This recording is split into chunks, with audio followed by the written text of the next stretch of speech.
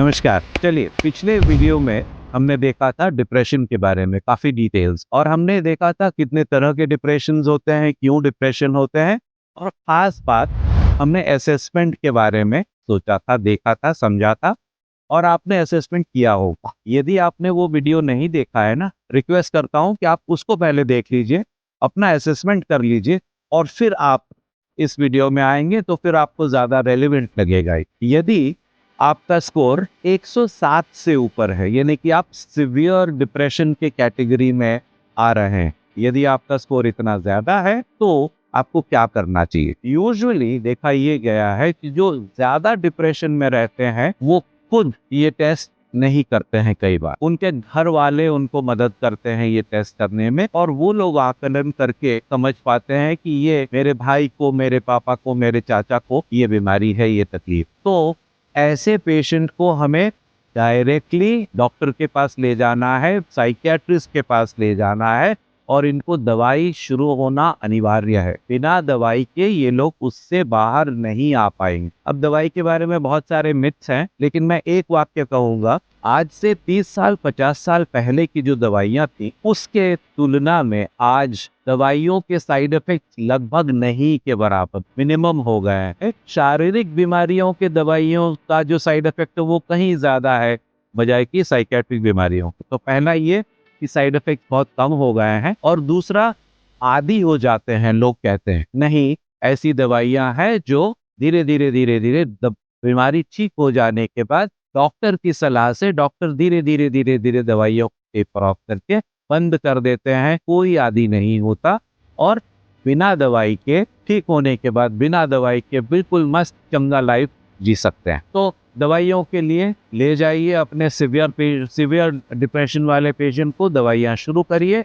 और साथ ही साथ एक इम्पॉर्टेंट चीज है कि घर वालों को कुछ साइको एजुकेशन की जरूरत पड़ती है। कई बार साइकेट्रिस्ट ही साइको एजुकेशन को देते हैं, और नहीं तो फिर साइकोथेरेपिस्ट के पास, थेरेपिस्ट के पास, काउंसलर के पास आप जा करके इनके कुछ डूज एंड डोंट्स, सही क्या करना है क्या नहीं करना है, उसके उपाय बताए जाते हैं। तो घर वाले सीख लें, ताकि इस व्यक्ति की जो डिप्रेशन में है उसका मॉनिटरिंग अच्छा हो, दवाई मिस ना हो, और वो अच्छी तरह से इससे बाहर निकले। थोड़ा समय लगता है, करीब करीब 1.5 से 2 हफ्तों में थोड़ा सिम्टम आना शुरू होता है। एकदम से रिजल्ट नहीं आता है, प्लीज याद रखिए, थोड़ा समय लगता है दवाइयों को काम शुरू करने में, और 1.5 से 2 हफ्ते के बीच रिजल्ट आना शुरू होता है, और फिर बाद में जाकर के खूब अच्छे रिजल्ट्स मिलते। तो ये तो रहा 107 या उससे ज्यादा जो सिवियर पेशेंट्स हैं, जिसका स्कोर से ज्यादा आया था, उनके लिए। लेकिन जो मॉडरेट हैं, जिनका स्कोर 85 से 106 के बीच में है, वो खुद भी कई बार असेस करते हैं, और वो खुद भी आ सकते हैं। हमेशा उन्हें घर वाले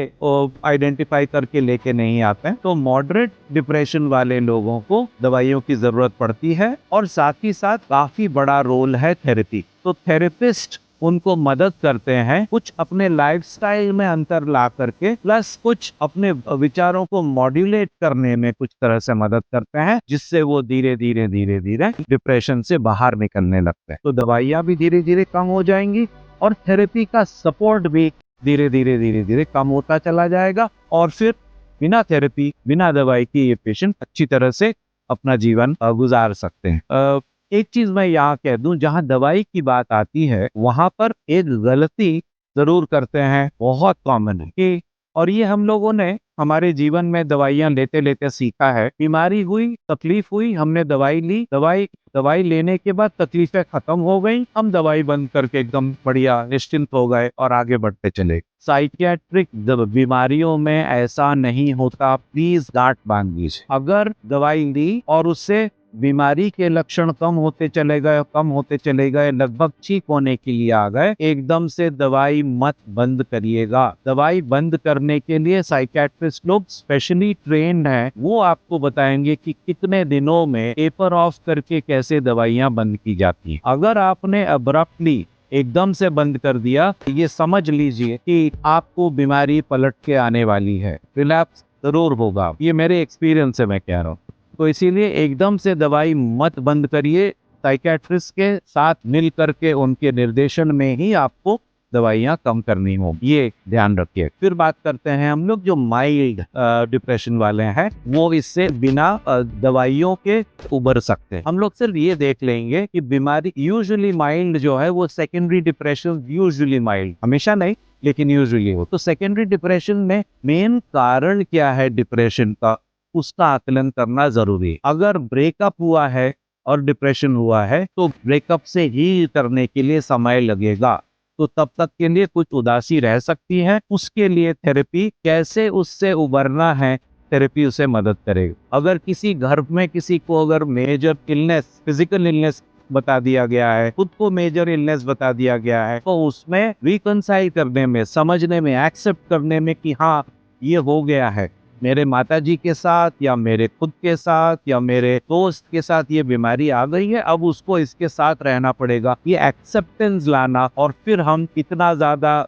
सक्षम हो जाते हैं, इतना हिम्मत इकट्ठा करते हैं कि हम उससे जाकर के डील कर सके। तो शारीरिक बीमारियों के साथ साथ जब मेंटल इलनेसेस होते हैं, मेंटल इलनेसेस में क्या मोटा मोटा देखा जाए 3 तरह की चीजें हैं। पहला है कि मैं और मेरे इमोशंस, मेरे इमोशंस मेरे कंट्रोल में होने चाहिए।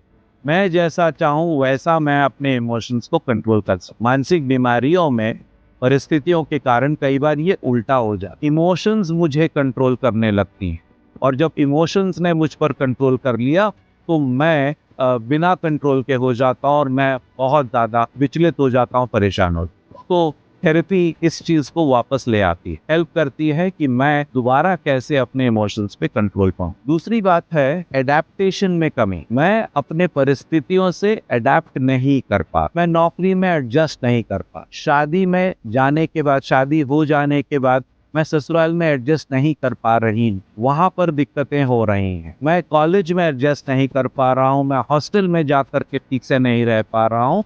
तो एडेप्टेबिलिटी को बढ़ाने से, समायोजन करने की क्षमता को बढ़ाने से, जो कि थेरेपी से होता है, उससे फायदा हो जाता। तो ये जो इस तरह की जो समस्या है उससे थेरेपी बहुत मदद करती है। और थर्ड टाइप है जिसमें हमारे विचार जो कि इमोशंस को पैदा करते हैं, हम अपने विचारों को कैसे, हम एक गलत तरह के विचार के डायरेक्शन में पड़ गए हैं, उसको अगर हम चेंज कर लें, हम अपने सोच विचारों को बदल दें, तो हमें हमारे इमोशंस में काफी ज्यादा बदलाव आता है, पॉजिटिव चेंज आते हैं और हम उससे निकलते हैं।